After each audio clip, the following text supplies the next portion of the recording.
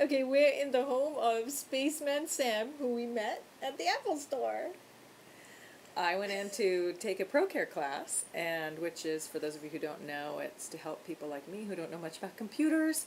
And I got Sam to help me out in teaching me how to do all the great things on the computer. And when we were done, he happened to share with Mahira and I what he was doing in Spaceland.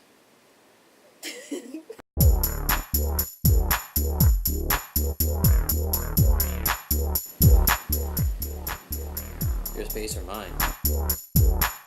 We're here with our new friend who we met at the Apple Store.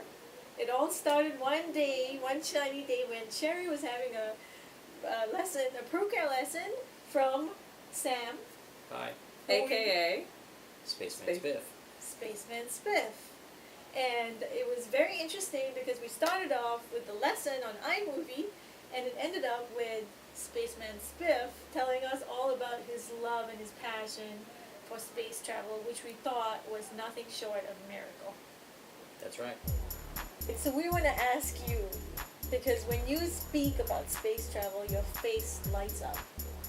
And it is just amazing. And it's so that's why we came to ask you about this, because your face lights up when you talk about space travel.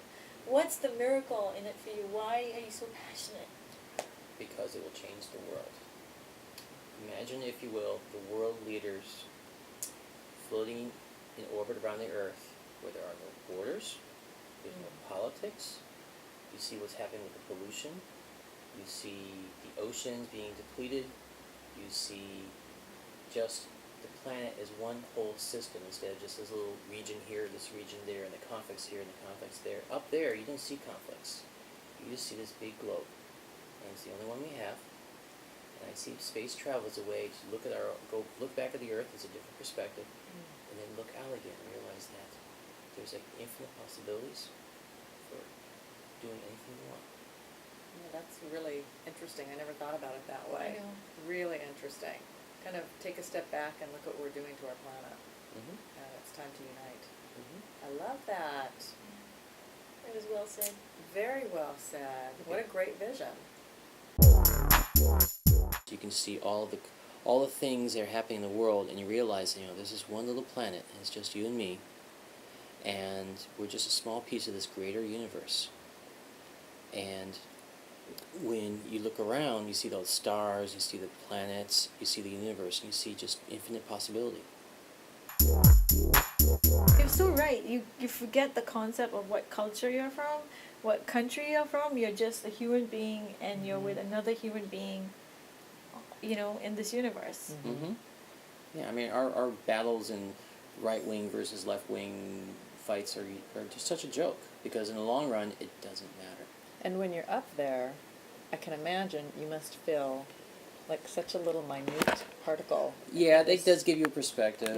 It gives you great perspective. Yeah, you realize that, there's a lot more to life than your little petty problems. Yeah. Because they are really small compared to the big universe that's out right. there. You've got these companies actually trying to actually make money and make a living building rocket ships, space travel, they're trying to offer, for example, imagine being able to fly from New York to Tokyo in 2 hours. Wow, that would be great. Amazing. Yeah, so we had this opportunity. You literally just, take off, wait for the Earth to move underneath you, land. Boom. Yeah. 2 hours. Yeah. So the world's getting smaller and smaller and smaller. So, would you like to tell us a little bit about how you got involved in this and how it became such a passion for you? Well, when I was a kid, I've always been excited about space travel. I make drawings of spaceships and rockets and going to the moon and looking at the stars and building model airplanes and spaceships and stuff like that. It's always been a passion of mine as a kid. And I've always looked at the sky as a place to go, something to do, and something I always felt really strong inside. Every time I see a rocket go off, it puts a tear to my eye. Wow. And it's something I always wanted to be involved in some way, some place different. So for several years, I worked at the Kennedy Space Center, working on the Space Shuttle and Space Station program. I was a technical writer, documenting different systems such as the payload bay of the space shuttle, making sure all the different satellites work properly with the space shuttle, and also the different components of the space station working with the space shuttle. And that was fun. And I got to work on a nifty rocket project that most people have never heard of called the DCX, which was the world's first fully reusable rocket.